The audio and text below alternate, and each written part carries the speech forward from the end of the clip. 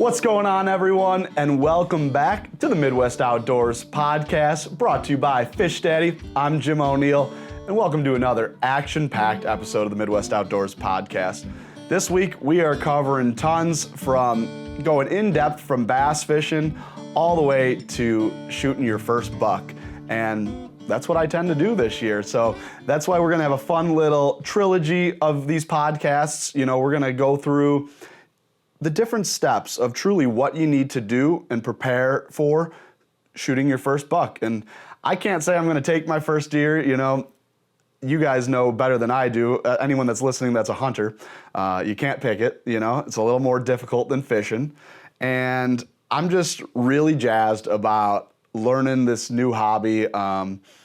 Another expense, you know, that you got to get used to. But it's really exciting, and I'm going to bring you guys through that, and that's going to be our interview today. In fact, we got to be quiet because we're actually going to surprise my cameraman and producer, Dennis, who's a huge deer hunter, who does a lot of work for the Midwest Outdoors TV show. We're going to bring him in and interview him, but he doesn't know yet, so shh. Anyways, guys, besides that, we have Iaconelli on the show this week. We have Logan Parks, big hitters in the bass world. And then we're going to talk about different stuff that you need for this deer season. So we'll get into that. But without further ado, let's get right into the news. I was sitting on the couch a few months ago with my mother, right? And I'd say, Mom, I'm moving out west because there's a state program where they're offering $10 per minnow you catch. And she said, all right, Jim, you let me know if you can make any money that way, and then let me know how it goes. Well, long story short, I didn't move out west to catch minnows, but I'm sitting at my desk the other day and someone sends me an email, and it was about the conclusion of this invasive fish program.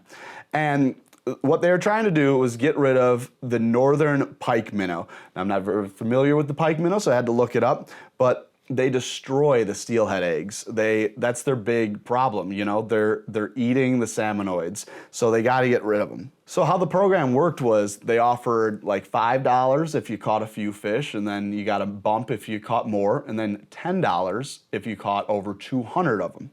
Well, a few people went to work this summer and fall, and they caught them. The number one individual, and we didn't have any names reported, but the number one individual made $107,000. Then there was one just shy of 100 grand and one around 70,000. So guys, next year, look up the northern pike minnow invasive fish removal program, and you guys could have a nice little side job, or shoot, for 5 months of work for 100 grand, you might see me out of the office next year chasing those minnows around. Federal Ammunition Pro Vincent Hancock won 2 gold medals at the Pan American Games in Chile. And Mr. Hancock is a 3-time Olympic gold medalist, so it was awesome to have him representing the U.S., always strong, and we love taking home the golds. So great job, Vincent. Speaking of taking home the golds, and this is kind of in the tournament wrap-up, we're going to put it in the news. U.S. takes gold at the Black Bass World Championships. And, you know, we had some of the absolute best fishermen in the world representing the U.S. Scott Martin, Fred Rubanis, Scott Canterbury, David Fritz, Dustin Connell, and Jacob Wheeler. And that's a pretty strong lineup there. They weren't in first after day one. It was a 2-day event, and they were fishing out in Portugal with a strong rally on day 2. They took the win. Germany took silver, and Italy took third. So that's a really cool event, you know, seeing bass fishing get world recognition and it growing. Every year I watch this event, it seems like I see another country or two added. So before you know it, I truly believe bass fishing will make it to the Olympics. When? I'm not sure, but I think it's only a matter of time. Other thing in the news that kind of shook the bass fishing world this week was MLF, Major League Fishing, who bought out the FLW a few years ago. They came out with some major rule changes this week. Now, a lot of this is unofficial. You know, there's been some leaked information, and some pros have spoke on it, but I haven't seen a press release necessarily from MLF. But this year, a few changes are going to happen right away. Instead of 80 anglers getting cut to 40 for knockout rounds, it's going to go from 80 to 20. And although last year they changed the events from every fish counts to your best 5, they're going to go back to every fish counts. So I think, they're just experimenting with what gets the best viewership, right? I personally am a fan of the top 5 fish, but they think that the viewership will go up based on every fish counts. So that's what's happening this year. But then the major change happens in 2025, where they've already announced that they're going to cut the field from 80 to 50. And 5 of those spots are going to be filled by invitational fishermen. A lot of pro fishermen are going to lose their job. So watch out, Bassmaster Open fishermen. Those opens are going to have a lot more going on at it. And speaking of the opens, last podcast we talked about how there was one last one down in Florida, and it's over. We have a winner. So I want to say a congrats to Matt Messer, another kid in his early 20s, just dominating. This whole year has been dominated by young anglers, and it's really been something to see. Matt has a little history down at the Harris chain, so I wasn't shocked to see him win. He, a year ago, set the college record for the biggest one-day bag there and biggest two-day bag there ever, and won the college event there. He had 36 and a change in one day there. So, close to a little over a 7-pound average for a fish there. That's pretty incredible. But we also had our 9 finalists. We had our 9 qualifications of the opens. So we got 9 new kids that they're not all kids, right? I shouldn't call them kids, but a lot of young guys are fishing. As long as they can afford it, they have made their berth to the Elite Series next year, the Mac Daddy of them all. And we have one from Illinois. We have a couple Midwesterners that's qualified, but Trey McKinney from Southern Illinois, the youngest to ever go pro. So congrats, Trey. Truly unbelievable. And it'll be cool to see Ben Milliken, a YouTube sensation who is now qualified for the Elite Series. So, fishing is always changing, and not just KVD can win a tournament. I think Ben showing the fact that he can make lures, make YouTube videos, make content, and truly fish amongst the best of them.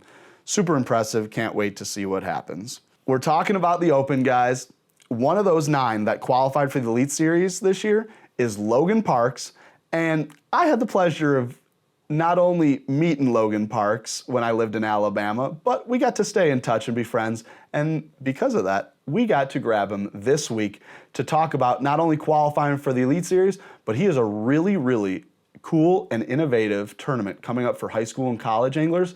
And we get to talk to him about that right now. All right, guys, and we are here actually joined by number 8 on the list, Logan Parks. What's going on, Logan? What's up, man? How are you doing? Hey, I'm doing great, but it's just another beautiful day here in, Chicago. But you've had some stuff going on lately, so congrats to the Opens this year. Thank you, man. It was a dream season for sure. Super blessed and very thankful for how it turned out.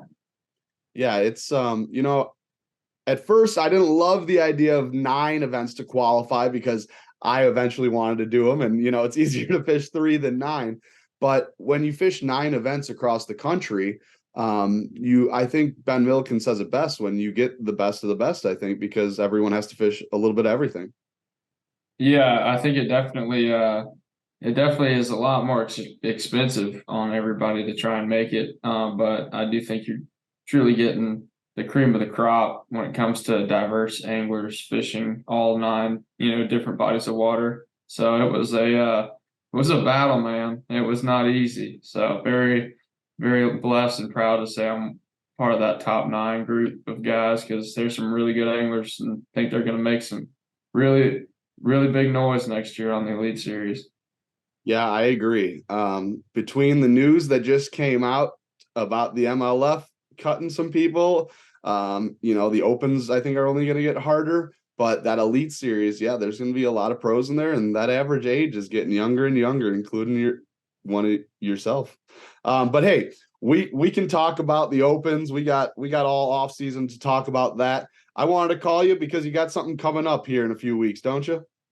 Yeah, got the High School College Chaos presented by Abby Garcia. It's being put on by the Logan Parks Fishing Foundation. It's a nonprofit that I started earlier this year. And it's going to be a super cool event that involves both high school and college anglers. You might wonder why it's called Chaos, and I'm not going to go too much into the weeds on the actual tournament format because it is kind of complicated. But basically, a high school kid will get paired up with a college angler, and the college angler will be the boater. High school kid will be the non-boater, and they'll fish a one-day tournament.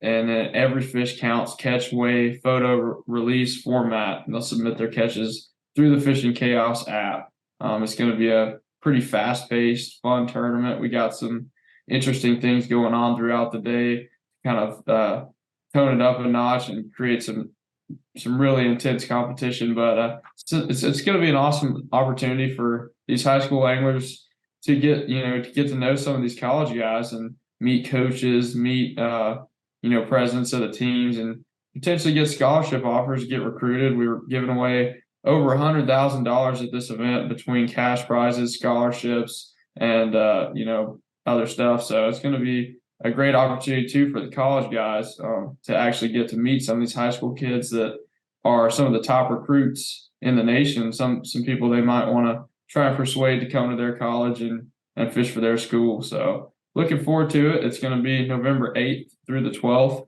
in Auburn, Alabama. And practice will be the 8th through the 10th, which is Wednesday through Friday.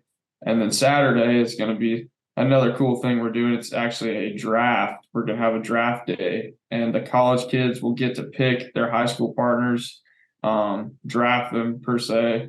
And then Sunday we'll actually have the event. So it's going to be a lot of fun. And draft day is going to be in Jordan-Hare Stadium. So it's going to be really cool. That is super cool. I look forward to coming to check it out, although not something in the Midwest. I know we have some Midwest anglers coming down to fish it. And I don't want Logan Parks being known for spreading rumors, so I have to be honest. Not my alma mater, just live there, War Eagle, baby. But I moved down there for the fishing. There's great fishing around Auburn, so I thought you went to Auburn. No, we just we just mixed some cocktails over at the Sky Bar, and we just fished every day. That was life. I gotcha. Yeah, I knew that you lived there, so I just assumed that you went to Auburn. But hey, Auburn fan, so it's all one big family. Exactly. But yeah, man, that's going to be a great event. I look forward to it. If anyone wants to check it out or check you out, what you're doing, where should they go to visit those? Yeah, so you go to Fishing Chaos, and you'll be able to find it through the app, on your iPhone or Android, or online. You can just go on fishingchaos.com, check out the high school college chaos tournament presented by Abu Garcia. It's got all the rules on there, all the explanations for the tournament format, how everything's going to work. And you can also head over to my social media, specifically my Instagram or Facebook, Logan Parks Fishing. That's where I've been posting a lot of videos talking about how everything's going to work, and looking forward to a great event. Hope to see a lot of guys down there, and look forward to seeing you too. All right, everyone. That was Logan Parks of Auburn, Alabama. And thanks for telling us all that, Logan. And that tournament really sounds super entertaining. There's going to be cuts throughout the whole day. You can't rest on that one, guys. I think there's going to be a lot of people tuning in to see what happens. And again, that's the high school college chaos fishing tournament, brought to you by Abu Garcia. That's going to be on Lake Martin down in Alabama in a few weeks here. And if you guys have any information, or if you're a high school or college angler that wants to sign up for it, visit fishingchaos.com and look for the Logan Parks fishing event. We normally, guys, jump right into the fishing reports right now, but we have a special guest that called in after he was brought into the Bass Fishing Hall of Fame. So you know him, you love him, or maybe he's a little too much for you. The bad boy himself, Mike Iaconelli. All right, everyone, and as promised, we are joined by the newest inductee of the Hall of Fame, Mike Iaconelli. What's going on, Ike? What's up, man? It's still shocking when I hear that. It's a few weeks old now that it's official, but just hearing it, it's still unbelievable to me. It's amazing. Now, I think it's unbelievable to anyone, right? It's like kind of the top of the deal. Like you've been, it's not one event. It's not like winning a tournament, not winning a classic. It's everything encompassed in one. But at some point you had to realize this day was going to come. Yeah, I mean, I think you always look at your body of work, you look at your career, your professional career, and you hope that you've accomplished something that has helped people. I mean, I think that's the goal of a lot of professions. And for me, that's always been there. I've always wanted to try to help grow the sport and get people involved and get people excited about what my passion is, which is fishing. So, all these years later, to have, people recognize you for that. And, like the heroes of the sport, to be in that group, it's special, man. It's very, very special. It feels amazing. It feels, like almost like my career is complete, but I'm still young. I feel like it's not done. So it's just it's an honor. It's an amazing thing. And I'm still kind of shocked, to be honest. Yeah, that's awesome. I have to ask, if I saw myself in a dream, and I was standing on the Hall of Fame stage, I'd be looking at Zona, Kevin. Who did you get next to and was like, wow, here they are? Or maybe they weren't there, but you saw their names in the Hall of Fame with you. I mean, the whole, everyone, like just looking out at that sea of faces, I would say a vast majority of the faces that I saw are people that I've looked up to for a long time, from when I was a kid to a young adult to now, and not just fishermen, anglers, reps, sponsors, media, so many of those people that were there that night. But the ones that stand out, like when you're looking out and you see Larry Nixon and you see George Cochran and you see Bill Dance and you see Johnny Morris and those faces that are out there, Rick Clunn, it's unbelievable. It's unbelievable to realize that you're a part of that group, because they changed my life. When I was a kid, even from afar, I'm just this little kid from New Jersey, but watching them and reading the content they were putting out and seeing them at sports shows, and it impacted my life. And, like I said, to be in a group where people are saying, hey, you've done a good job. And it's nice. It's nice to hear that. It definitely brings your profession and your career full circle, for sure. Well, from a not so little kid anymore from Chicago, we thank the little kid from New Jersey that did it, because you've inspired literally so many kids. And that's all I'm about here, is getting it to the youth and our future generations. And I see what Vegas is doing. All right. And I see what you're doing over there. Was coaching the coaching the high school kids today. So I respect that and I get that. What's going on with your life these days? I know you say the career is almost complete, but it's far from over. What do you got going on? Yeah, I still say I'm on track to where you kind of envision what you want to do with your career. And I think I'm still on track, so still tournament fishing, definitely older. And, the competition's fierce. So still trying to compete and win in this changing tournament world. That's still there. The business side of it, which is just as fun and important to me, is still there. So Bass University, teaching people how to bass fish, Ike Live, what we're doing right here, reaching people through a podcast, and then the Ike Foundation. You hit it right on the head. I mean, I feel like the single most important thing that we've ever done, I say we, it's my wife and I, Becky and I, has been the Ike Foundation and reaching kids, reaching people that, kids that might not normally ever see the sport of fishing, trying to reach those kids and get them excited about fishing and the outdoors. And, that to me is that really trumps all of it, because, if we can do a good job of that, that's the legacy. That's what, you have to do to grow something. And I want to grow it even after I'm gone. I want that to be around and still be helping people get involved in the sport, so, and then you mentioned, Vegas and the family, this is the time of the year where shifts gears a little bit. Sponsors are still calling, but getting more family time this time of the year, which is super nice. And my son's fishing like a maniac and getting to captain him in tournaments. And it's been a nice off season so far. Yeah, that's awesome to watch for sure. Now, normally this is when we finish up the news and we go into our fishing reports. Yeah. And although it might have been a couple months since you've been in the Midwest, I'm sure you fished some Midwest bodies of water around this time of year. For sure.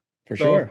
If you're dropping in today, what are you thinking? What are the baits you're thinking when going bass fishing, and what parts of the lake are you looking for to kick off this week's fishing reports? Yeah, it's a great time of the year. And, if you hunt, sometimes you forget about fishing. But if you don't hunt and you just fish, this can be one of the best times of the year for sure. We're in that fall period. The fall period sort of has distinct times. There's that early fall transition. There's the fall feed. And then there's the late fall transition. So, we're probably right in that fall feed period, late fall transitions right around the corner. And there are two things I'm really thinking about in the Midwest and even up here in the Northeast. The one, I say one word all the time in the fall is bait. Bait. And, food's always important to a fish, right? But bait, specifically bait style forage, is really critical in these months. So, I'm looking for bait. Bait tends to move back shallow. That tends to get back in shallower water. And I'm looking for pockets. I'm looking for creeks. I'm looking for shoals and humps, places where that bait's gathering. And, the bass they know what's coming. They know what's around the corner. It's winter, so they're feeding up. So finding bait is key. Throwing lures that imitate bait is very, very key. And then the second part of that is, the kinds of cover and structure they're on. And this is a great time of the year when they start to move to the hard stuff. And so a lot of the fisheries in the Midwest and even here have some vegetation. And in the fall, that vegetation dies, the fish really start to leave it. Dying vegetation is pulling oxygen.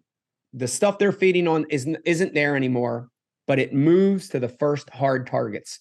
I've had some of the best days this time of the year in the Midwest by fishing bays, coves, creeks, where the vegetation's dying, and I find the first hard targets outside of that vegetation. And, the big ones, of course, are rock piles, those first rock piles outside the grass edge. It could be, hard points, gravel points. It could even be hard targets like lone trees or lone docks. They're the places the bass are really going to start loading up on as they're leaving those places, that late fall transition, heading to winter. Literally, you can catch them on every cast if you find the right piece of hard structure when that grass is dying. It's amazing. It's amazing. Especially those brown ones. They seem to really group up this time of year. They do. It can be incredible. It can be, this is like the pre-spawn. It's a time of the year where you find a rock pile and it could be every cast. And, for cast after cast after cast. And you don't see that a lot of other times throughout the year, but it can definitely happen right now. Yeah, absolutely. Well, everyone, of course, we could spend hours on here talking to Mike, and I would truly love to, but we got to let you go. But hey, keep doing what you're doing. We'll look forward. If anyone wants to follow your social medias or check you out, where should they go? For sure. It's at Mike Iaconelli Fishing, and it's every social handle. We got some young people watching. They like TikTok and Instagram. I'm over there. We got the old guys watching, like me. I'm also on Facebook and Twitter and of course, the YouTube channel. Please check that out as well. Of course. And if you guys aren't watching the Midwest Outdoors podcast, you can always go and check out Ike Live. It's a good one. We have a lot of fun. We keep the premise real simple. We talk fishing and drink beer. So it's real easy. Well, listen, if you ever need a guy, just give me a call, You got it. I will. All right, everyone. That's Mike Iaconelli. Thanks, Mike, for this week's report. Well, guys, that's Mike Iaconelli. And anytime I can talk to Ike, I love it. So, Mike, thanks for joining us. And again, guys, check out Mike. Look at Ike Live. Check his podcast out after you watch the Midwest Outdoors podcast. And always love to hear what he has to say. And once again, congratulations, Mike, on making it into the Hall of Fame. It is well-deserved, and your time was due to come. All right, guys, we're going to take a real quick commercial break, but don't go anywhere because we're going to be right back with some more fishing reports. Midwest Outdoors Magazine helps you enjoy the outdoors, giving you the best information on where to go, what to use, and how to use it. With fishing maps marked by the pros, nature notes, in-depth interviews, and much, much more. Your subscription gets you 10 big issues of the best in fishing, hunting, and the great outdoors. Plus, Midwest Outdoors Digital Edition gives you dozens of extra articles. Sign up now at mwomag.com. That's mwomag.com.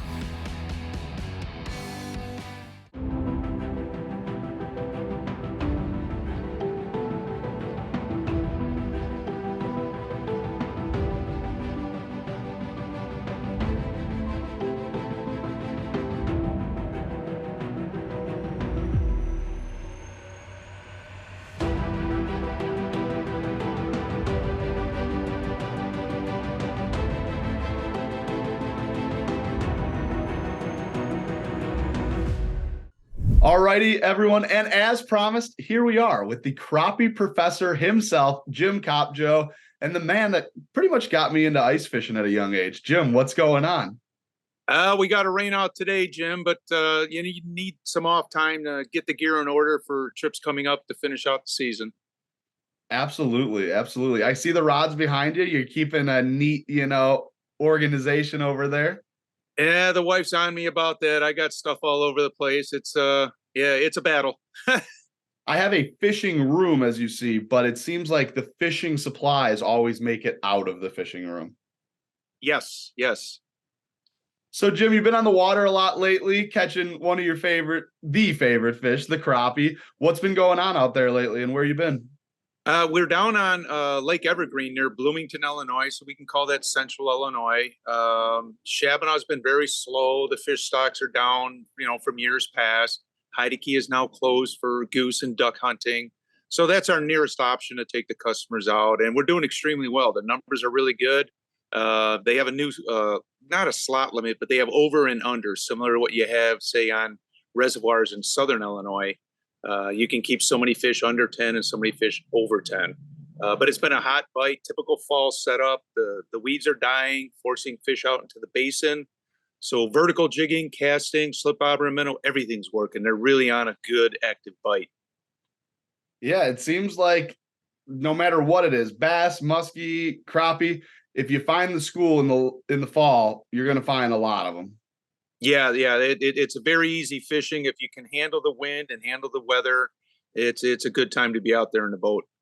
Absolutely. So you're looking for schools of bait also and kind of finding the crappie located near that? It's weird you bring that up because that is the main driver of the pattern. If you can figure out what the buffet is doing, and then, the fish will be right behind. So if you figure out what the food source is doing, then you're steps ahead of most people that are out there. And with side imaging and the forward-facing sonar, it's a pretty quick hunt. We're not spending, a lot of time looking. It's pretty quick now. Absolutely. And do you see these fish are hanging out in a certain temp or certain depth, or are they kind of all over the place? We had temps drop from, say, the mid 60s down to about 58, 59 in the last week. And it seems like the shad are really balled up. They're not spread out like they were, say, in the summer.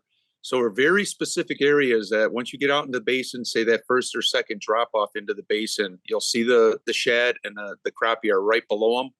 And this isn't a surface bite. This is, say over 30 feet of water, you're 12, 15 feet down.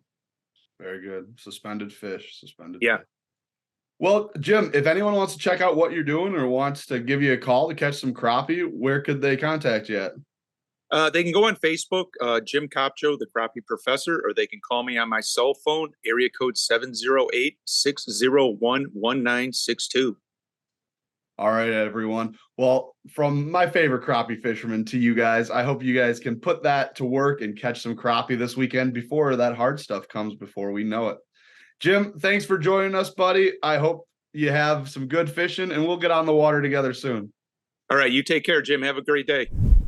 Here we are for our second fishing report. Third if you count Ike's, of course. We have none other than the extreme outdoorsman, Dylan Grubb. What's up, Dylan? What's up, man? How are you today? Oh, we're hanging out, we're in the fishing cave. As you can see, we got some rods missing. It was Swim baits.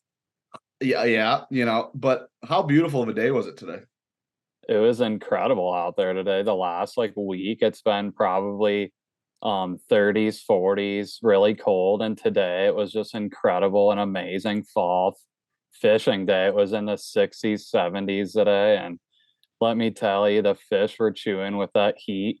It was amazing. Awesome. And that's why we're calling, Dylan, because you catch fish and you're on the water. You work, but you're still on the water all the time, it seems like. Yeah, I try. So for people that don't know, what area of the Midwest are you in? I'm from Michigan. I'm originally from Oakland County, but I like to adventure all over Michigan, honestly, just wherever the bite is, wherever I can find some big ones, honestly. But That's I'm normally fishing like Lake St. Clair or Lake Huron, wherever I can go find some big fish, honestly, is where I'm headed.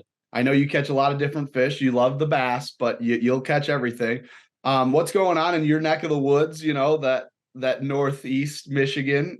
Right now, I've actually been setting up a lot of trail cams for deer hunting. I have been for like a month now, just really trying to figure out what the deer are doing right now. And I've actually already seen some deer rutting around my house, and that normally happens around like Halloween, in Michigan here. So I'm thinking I'm thinking this cold weather right now is getting the deer moving. And I guess they're maybe starting to rut early because I had a really big, like 8-point run through my trail cam this morning chasing a doe. It was crazy. So what about the fishing? If someone was coming out to Lake St. Clair, let's say right about now, what are some options that they have? What's some stuff they can do out there? Right now, a lot of those smallmouth bass are starting to transition shallow, chasing any type of bait fish wherever you can find big rocks, weeds, stumps, wherever you can find structure really is where you're gonna find those bait fish. And if there's bait fish, there's definitely gonna be smallmouth. I've actually been hearing a lot of my buddies going out there. My friend went out there yesterday and caught 60 smallies on swim baits, crankbaits, just trying to figure out what those fish are biting right now. But mostly this time of year, I like to throw swim baits or A-rigs. And I went out there last year in the fall and caught a ton of smallmouth on top water and like 4 to 6 foot of water. But basically wherever you can find structure, because that structure is going to hold heat. I was just talking to a buddy talking about how I want to go up to St. Clair soon. And he said, that's all great and dandy, but I don't know if I'd fish the big lake. I might fish Detroit River or St. Clair River. Yeah. I feel like most of the fish hang out in the rivers in the summertime, but this time of year, like a lot, I've even caught a ton of big smallmouth up in Anchor Bay, because Anchor Bay is mostly known to have like a ton of vegetation, like weeds, and it's just incredible throwing a black and gold spinner bait on those windy days here in the fall. It's a little ripple on the water. It's like spinner bait heaven. And Dylan, when you're out there chasing those bass, do you run into any other schools of fish out there? Yeah, actually, just fishing Lake St. Clair, there's so many different species out there.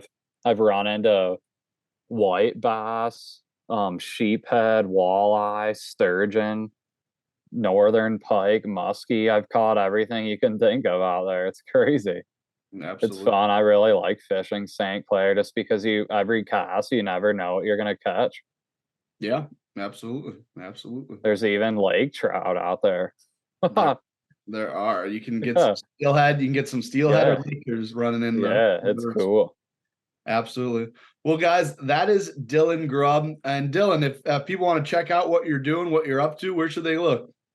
Go check me out. Extreme Outdoorsman on YouTube, TikTok, Instagram, Facebook, wherever you use your social media, I'll be there.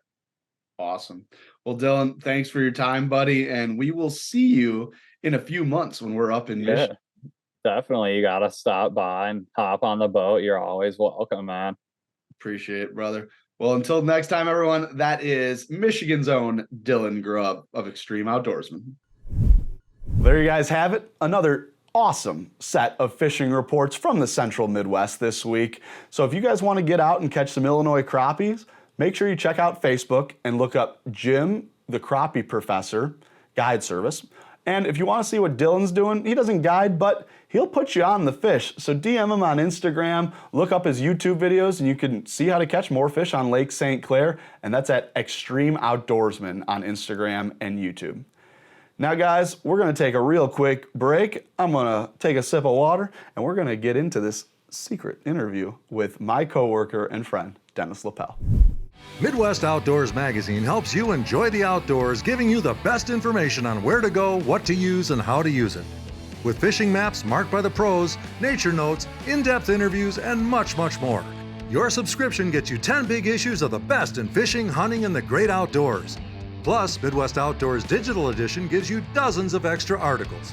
Sign up now at MWOMag.com. That's MWOMag.com.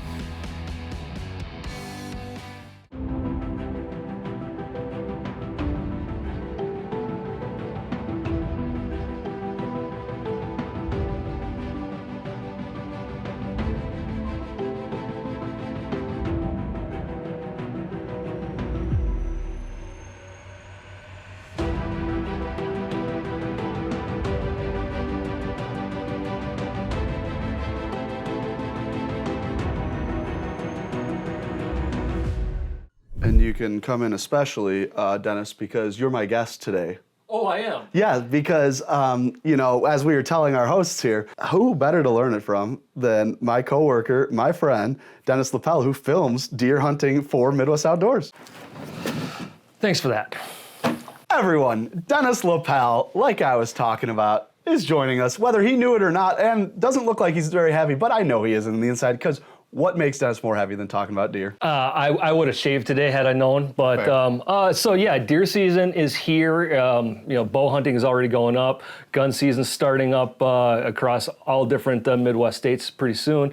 So the prep work that should already be done is all your scouting, right?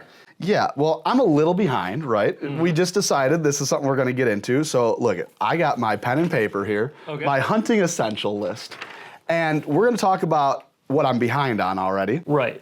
And then get into what we can start doing now. You don't know what deer is on the property. You don't know where you're going to hunt at. You don't know the lay of the land. That is all stuff that really needs to be done in the off season. If you're hunting remotely, like my hunt this next weekend, I got to drive 5 hours away. So hunting remotely requires a lot of map study, right? And there's a couple great apps for that. Onyx Maps, Hunt Stand, they're 2 fantastic apps. But you can use that to figure out who owns the property, who owns the adjacent properties, in case you do need to track a buck or a deer across property lines. That's actually very, very useful. So you can at least have a point of contact if you do need to go track an animal. So people shouldn't just go walking over property lines. Absolutely not. You need to go and meet the farmer, or meet the landowner. Look at likely areas that's going to have a deer coming to feed, going to water sources. It's potential bedding areas, and from there, you do all your map study, but nothing beats boots on the ground. Just sit way back and just observe what's coming in. Where are they going? Where are they coming from? Right? Where are they potentially bedding at? And once you start putting all these pieces of the puzzle together, now you can really hone in on really good places to either put a camera to really get deer inventory for the big bucks, and where to put your stand or ground blind. So far, I'm using my fishing knowledge, right? Mm-hmm. And I'm trying to translate it to the hunting. So first I'm looking for highways, right? Yeah. Like kind of how the fish move. You're looking for that first turnoff. You want to look for game trails for sure. And then, in the distance, look where they're coming out. And it doesn't take just one night, watching them. It's a pattern of multiple nights, because deer have more than one preferred bedding area. And not only do they have, different bedding areas, they also have different food sources. So you need to look at all the food sources that are available, and then on the days of your hunt, you have to keep the wind in the back of your head for, because that's also going to determine on which food source is the better hunting area. Now, I've heard a lot of people talk about bedding in the last week, looking into deer hunting. Now, I think of bedding, I think of two bass sitting on a circle in the water. Right. Are they doing the same thing? Are deer bedding to reproduce, or what is the concept of bedding? They need a place to sleep at night. Oh, okay, it's their bed. So literally their bed. Literally their bed. So high grass, thick timber. The biggest, gnarliest bucks are going to be in the deepest, gnarliest, scrub and brush and timber that you can find, and usually farther away. And they're also the last to come out to feed. So a lot of times you don't even see them. That's where having a game camera with night vision is going to be helpful for you. They will expose themselves once the rut starts, and that is absolutely the best time to go hunting. And I think we're gearing up for that rut, right? Absolutely. We're, where I'm going to be at in Minnesota next weekend, we're going to be right at the start, maybe a couple days early. If we're lucky, maybe they'll kick off a little bit early because we are looking at a big temperature drop. Maybe that'll get some of these does into estrus, a couple days early, and we're going to see some fun activity out there. And that's why I think hunting is a great thing to pair with the fishing, because it seems like this is the time of year, especially for bass. There's plenty of other fish going on, but it seems like the bass fishing slows down, and a lot of these bass fishermen start hunting a lot. Part of that is because we love to hunt, right? Yeah. And it's such a limited, small window where the hunting is really prime. Just like in fishing, you go to high success areas and you fish in high success times. Sure. Right? Hunting during the rut is when you are going to have the most successful chance. Now, I was on camera and we were getting a fish report from Dylan Grubb, and he was telling me up in Michigan he's starting to see a lot of scraping, and he said that's indicating that the rut's starting. It's not really an indicator that the rut is starting. It's more of a pre-rut activity. The bucks are marking territory. They're starting to cruise. They're starting to expand out their home range a little bit, and they're letting the other bucks know, hey, I'm in the area. That's why rattling is such a great technique in season. Yeah. Is because a buck hears a rattle in the distance and thinks, oh, there's another couple bucks here that are looking for my girls. Gotcha. Right? And they're fighting for dominance, and so that'll bring in a more dominant buck, or a curious younger one that just wants to see what's going on. Sure. But either way, rattling will attract bucks because they're thinking another deer is in their area and they need to check it out. All right, so let's say I picked my land, right? I have a buddy's farm, okay? Yep. And he's got let's say 5 acres, and he's got a pond back there, right? Right. And 1 walking trail. Okay. Now, obviously, we need to be there, right, to see really what's going on. Absolutely. But let's just say there's a point that intersects where there's an opening of the dense woods to the walking trail, and then past the walking trail, there's the pond. Okay. Is that kind of good opening to look for? Because You would want to look for a food source as well. So this year we're looking. It's a mast year for oaks across a lot of the Midwest. And that means that the oak trees are producing an unusually large amount of acorns. Really? Right. And so right now that is going to be a preferred feeding for bucks. If you can find yourself close to a stand of oaks in that 5 acres, you're going to have more success. Water is always a good place, but a lot of times deer will actually bed close to water, and so that may not be your best option, because if you get in there, you're just going to chase them out, and the buck's range can extend up to 10 miles during the rut season. Wow. So, it's you don't want to spook them and chase them off the property. You need to find a place between their bed and their food, unless you can find a very good conceal cover over their food. Everything's drawn to food, right? Absolutely. You have to have it to survive, so that's a great place to start looking. So, all right, we set up and we did our groundwork, right?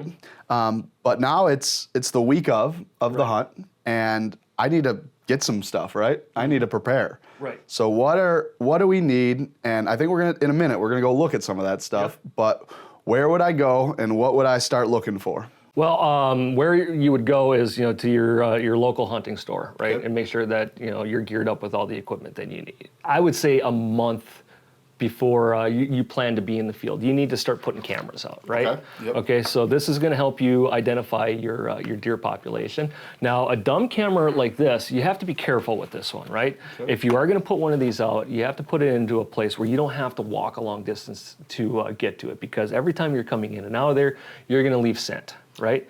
A cell phone tower connected camera like this one from SpyPoint is really nice because it just sends you pictures every time. It's motion activated. Both these cameras are. It's motion activated, and every time something walks in front of it, it sends you a picture to your cell phone, right? And now you can keep abreast of what's going on, the time of travel, especially in pre-rut, when they're and post-rut. When they're in a very good routine, you can usually predict and gauge their activity based off of that travel pattern. You might have one of these littler ones come through, but if you did not know that big bruiser existed, you might take them when you're looking for a trophy. Yeah, I think that's part of the consideration too, right? And maybe not for gear-wise, but in your state of mind and your prep, do you want a doe? Do you want a buck? Do you want a trophy buck? Depending on the state and the method that you're hunting, you may only have a tag for one. Now, a great way to figure out what your buck inventory is without having to tromp all through your woods is to set up what's called a mock scrape. If you can find an actual scrape, that's great.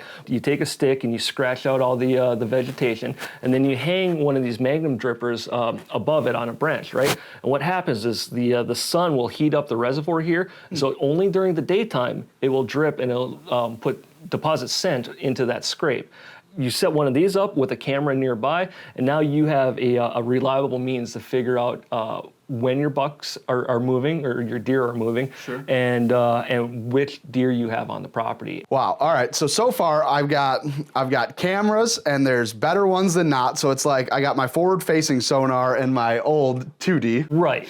And then it's like I got my scent attraction, right? Like fishing, like hunting. Yep. And then it's like a hydro wave is like the rattle bag, right? Sound maker. All right, so I'm putting it all together. Yeah, the rattle bag, a doe bleat, a grunt, those are going to be things that you are going to use in stand. And I highly recommend you practice that before you go out. It's much like practicing casting. Because you don't want to be making some unnatural sounds when you're in stand trying to use an artificial call. Yeah, it's definitely a skill. I've gotten a kick out of finding out that there's competitions for calling, and I mean it makes sense.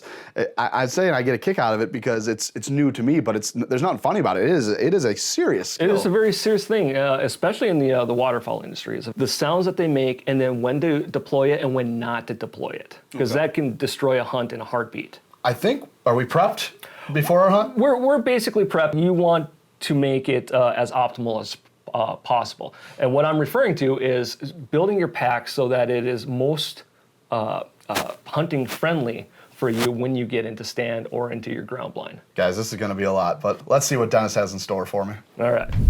All right, guys. Well, we clearly took a step out of the studio, and we were set up outside, but truck's wet. Mother Nature had another plan. So that reminds me, anytime you guys go fishing or hunting, make sure you pack some rain gear. You'll thank me later. But for now, we're packing the pack. So let's see what you got. Yeah, so Jim, believe it or not, this is everything we bring out into the field, especially in this case, we're gonna be filming a hunt as well.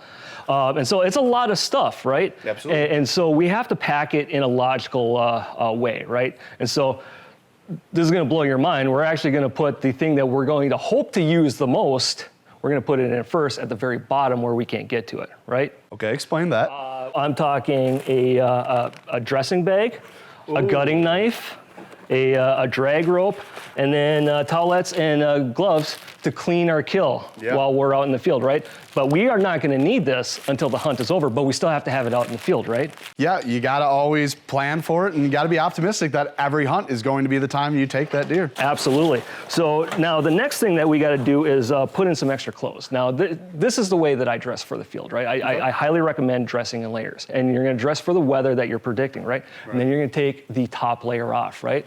And we're gonna set that to the side. Now, I like to wear my safety harness out to the field. I mostly hunt from tree stands and climbing stands. And so I actually typically wear my safety harness into the field, right? Smart. And so I choose to use this Huntworth vest that's got a pass-through slot here in the back for the safety harness, right? So that when I go to put it on, I'm not futzing with it a whole lot. It's really easy on and off. I might misjudge it, right? And so I like to throw an extra layer in, okay? Now, all these clothes have been washed with some scent killer gold, Okay. Right? And this is actually a good point too. When you get up in the morning, to 3 a.m., 4 a.m., whenever you're heading out, you got to make sure that you eliminate your own scent, right? And so that is where we're going to use a little bit of Scent Killer Gold's body wash and shampoo. Gotcha. Right? And then, we're not going to throw on the Old Spice because, what's the point of eliminating the scent when we, and then putting something on like we're going to the club? So you don't want to smell like Fuji beaches when you're going into the trees? Okay. So Scent Killer also does make a deodorant, right? Very That is cool. scent-free. Okay, and it works really, really well. Actually, when I run out of my regular stuff, I still turn to this. So make sure you have some of this in hunt camp as well, good. okay? So we've taken a layer off and we've set it to the side. We've got our extra layer that we're going to bring into the field. That's in the bag, right? Now, the next thing that we're going to need, but not until later, is probably our optics, right? Now, I typically don't like to, hunt with them on my chest. Sure. A lot of people will have a small set of binoculars with a mount, and they'll keep it right here. But I don't like to hunt like that. It just feels like it gets Extra weight and stuff in the way. and so, but I still wanted to have it relatively accessible. So this is going to go into an outer pocket, close at hand. So now next we're going to need calls, Okay. right? We're going to need these relatively soon, but not right away. Not till you're set up completely. These are going to go into either a side pocket or an even further outer pocket, Gotcha. okay? So we're working from the inside out, like you said. We're working to the inside out, Absolutely. right? So this is also going to go into my my optics pocket. And what's that? This is a rangefinder. Okay. So ideally, when you get into stand, you've already set up your shooting lanes. You know your distances and whatnot. You definitely want to verify all your distances, and especially if a deer is coming in from an unexpected direction. Sure. It's quick to get up, get a range, figure out okay, at this point we can take a shot if it gives you the opportunity. Now we get into stand. All right, we got to hang our bow, we got to hang our bag, right? So that's where these come in. And I didn't even think of that. So this is good. This is why we're doing this. So these are going to go in a very outside accessible pocket. Okay. Now, our lunch, our thermos and whatnot, it's going to go in this big center pouch near the top so we can get to it easily, but not going to make a whole lot of noise. We don't have to go digging for it. Definitely bring water, right? Definitely bring water. Stay hydrated. When you're looking for a pack, I highly recommend one that's got these stretchy outer pockets right here so you can throw a water bottle in there. All right, so next, so we've got our bag mostly packed, right? Right. Okay, now it's time to put that outer layer that we're going to need relatively soon. Sure. We're going to put this in our main compartment on top of our lunch. And it's always good to pack extra gear too, because you never know when you're going to get wet. And we all know as outdoorsmen, weather people are not always correct. Absolutely. If there's even a hint of rain, I'm going to have some rain gear in the bottom of this pack, right? And then if I need to put it on, I can go digging for it and get that on, right? This is close at hand in our main compartment on top of our lunch, and that's going to give us an added benefit of muffling things as we go in and into stand, right? Sure. So on top of that, we're going to put on these field wipes, and I'll talk about this in a second. All right. Once we get to stand, right, we got to bring our bow up, right? And so it's actually one of the very first things that we need when we get into stand, and that's a pull rope, right? Okay. So that's going to go into one of my outer pockets. Gotcha. So now that is our whole pack, right? Yep. And so we get in, so we're all set up, and then we've got to take our bow and our arrows, right? So we're going to walk in like this, okay? Now, this looks mostly fine, right? But this is a little trick that I do. I always store my bow, and I like to use these wrist releases. I always store it with my wrist release actually attached to the bow, so I can never forget it. Never lose it. It's with what you need it. It's always there, because I have too many friends, Ray, that have dropped their release on the stand on a 3-mile walk-in. That's unfortunate, but at least you guys have 2 fingers. Because if you don't know, the release, that's what it's used for, right? For people who don't know. It's how you draw back your bow, and it's how you send that arrow downrange, okay? Absolutely. So we've hiked in, we're up in our stand, right? We put on our vest. Full of beautiful Huntworth gear. Right, okay, we're settled in, we've pulled our bow up, we're ready to go. Yeah. Except for one thing. What's that? We've done a lot of work. Yeah. Okay? We might have gotten a little sweaty without even realizing it. Okay. So we are going to take one last dig into the bag for some scent killer field wipes, okay? Gotcha. And we're gonna use this and we're gonna give ourselves a little bit of bath, wipe ourselves down, wipe that sweat away, and make sure that we are completely scent eliminated and we are fully ready for our hunt. I just want to touch real quick on the bag too, because you probably don't want to be using your North Face, your regular backpack, right? No. You want to get something dedicated just to hunting. Yep. Because Quiet. again, that scent. So, yeah, silent zippers. It's not necessarily scent, right? We need something that's not going to be hydrophobic, right? So, one of the things that we're going to do, before we head in, we're going to spray our pack down with some scent killer, right? And spray yourself down too. Yeah. This stuff lasts 20 days after you spray, but definitely hit it like every couple of sits that you do, Sure, right? sure. So, and a lot of times I will actually have this in an outside pocket, but more often than not, I actually just leave it in the truck. Sure. But I spray down before I head in. Well, Dennis, I appreciate it. I can't wait to hit the store and start putting all these pieces together. Again, we might be a little late for the year, but we're gonna see what we can do. And while I'm speaking of what we can do, we have paired up with Wildlife Research Center to have this beautiful giveaway full of a bunch of stuff that we featured on today's episode and some other goodies in the box. So you guys wanna win, all you have to do is like this episode, follow the Midwest Outdoors podcast on YouTube, which is Midwest Outdoors TV, and then go over to our Instagram and like Midwest Outdoors USA. Now stay tuned for one quick commercial break and we'll be back to tie up this week's episode. Midwest Outdoors Magazine helps you enjoy the outdoors, giving you the best information on where to go, what to use, and how to use it. With fishing maps marked by the pros, nature notes, in-depth interviews, and much, much more. Your subscription gets you 10 big issues of the best in fishing, hunting, and the great outdoors. Plus, Midwest Outdoors Digital Edition gives you dozens of extra articles. Sign up now at MWOMag.com. That's MWOMag.com.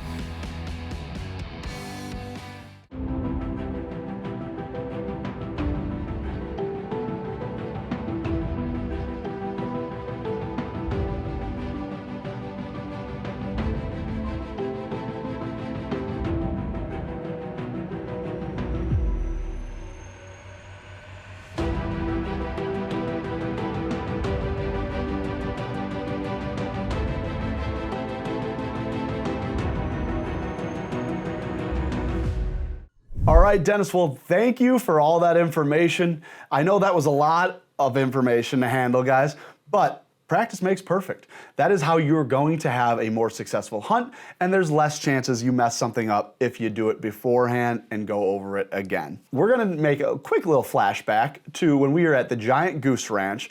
I was fortunate enough to find some wild growing mushrooms, and we're gonna cook those up because mushroom season is ending here, but it's still going strong in the southern part of the Midwest. So if you want a perfect appetizer to the next venison meal you make, I think this is one to add to your list.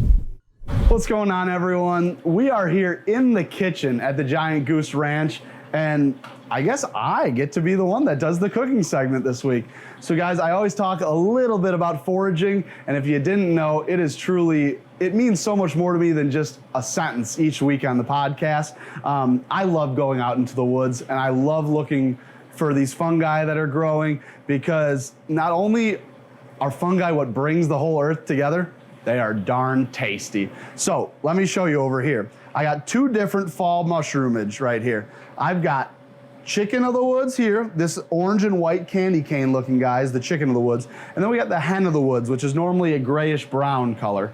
So I'm gonna cook them different ways, but I wanna show you guys what we're doing with both. When it comes to the hen of the wood, all right, this is a fun mushroom. So it comes together in a big bushel. So I go real light on this. We're gonna bypass the first two steps and we're gonna go right into our coating. And we're just gonna toss that around, guys. We're gonna get that batter all thrown around in there, kind of smash it around, kind of like that. Make sure you get those nooks and crannies in there, pick some up, sift it in there. You just want a nice coating. Now, what's in this is 80% flour. It's got some thyme in there. It's got some salt and pepper in there. So really it's probably about 95% flour and 5% spices. But there you have it, a nicely coated hen of the woods. We're gonna repeat that with our other 4 pieces real quick of hen of the woods. Now we're gonna come over and grab our chicken of the woods. Now, you could do either one of these on either mushroom. You can go light or heavy on the breading.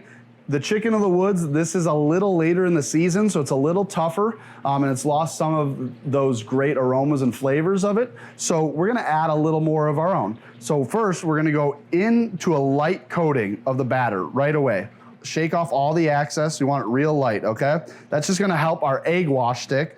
All right, this is our egg yolk and a little heavy whipping cream. Flip this over, get a nice thin batter on there, drip it off, throw that in. Again, make sure it's covered on both sides. Try not to handle it directly with your hand until it's covered completely. And now you'll see how these are coated a lot more evenly and a lot thicker with the egg wash and the initial breading than just one step. If you guys are minimalists, you can always throw these straight into the pan or straight into the fryer without any breading at all. Anyone that has gluten allergies or egg allergies, you don't have to do this. They are just fine by themselves. If you want to add a little flavor, hit some salt and pepper on them.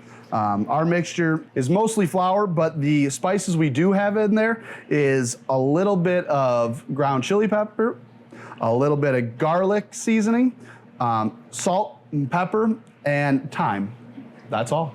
All right, guys, now that we got these all coated, we want them to sit for about 2 hours. So we're gonna throw these in the fridge and then get them sizzling in the fryer. So it's been about 2 hours. We wanna pull these out now. They are looking crispy and ready to go. Now, I have the pleasure of being able to use this industrial fryer today, but again, you can do this pan frying, you can bake these, you can put them in a home fryer. Dutch oven, doesn't matter. Just get them hot, get them crispy. So we're gonna go with the hen of the woods first, and let's give them a dunk. Now, I don't have an exact time to tell you guys when to remove these because each one have different thickness. So just bring them out when they're golden brown and you see that coating sticking to them. I'm just flipping these to make sure they get complete coverage because they are large. Again, you want to keep it somewhat intact, but you want to make sure you rotate it so the whole mushroom does get cooked. All righty. Now we can plate these beautiful, look at that, beautiful fried hen of the woods. So we got the hen cooked. Now let's get this chicken cooked. And I don't mean chicken, I mean chicken of the woods. Again, let's dunk them until golden brown. Now we're gonna have to stay attentive to this chicken of the woods because it is thinner, it doesn't have that big branch that needs to cook, it's just petals, so it's gonna cook pretty fast. And just like that, we got some fried mushroom chips. Look at that breading on there. A little thicker, like I said, than that hen of the woods. And here it is, guys, our final product of our chicken of the woods and hen of the woods. And now if you wanna finish this right, hit it with a little salt and pepper cracked or a little hot sauce. But here in the Midwest, you can't go wrong with dipping it in some ranch. So guys, that's the recipe. If you enjoyed, stay tuned for more of our outdoor kitchen here on the Midwest Outdoors podcast. What a handsome chef giving some great tips right there. I'd pat himself on the back if I was him. Anyways, guys, that is gonna do it for this episode. It was a little different. We talked about hunting instead of fishing, but that's what we do here at the Midwest Outdoors. It is everything outdoors. This is a 3-part segment. So we're gonna talk to some DNR officers about permits and licensing and how to hunt legally. And then we're going to show what to do after you guys take that first deer. I wanna say a huge thank you to my childhood idol, Mike Iaconelli, for joining us. It was an absolute pleasure to being able to talk to you. And thanks for joining our show. Of course, a big thanks to Jim, the crappie professor. Thanks to Dylan Grubb. And a thanks once more to Dennis Leppell.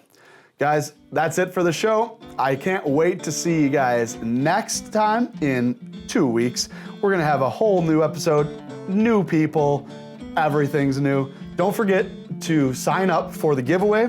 Remember, all you have to do is like our Instagram, follow our YouTube, and like this podcast right here.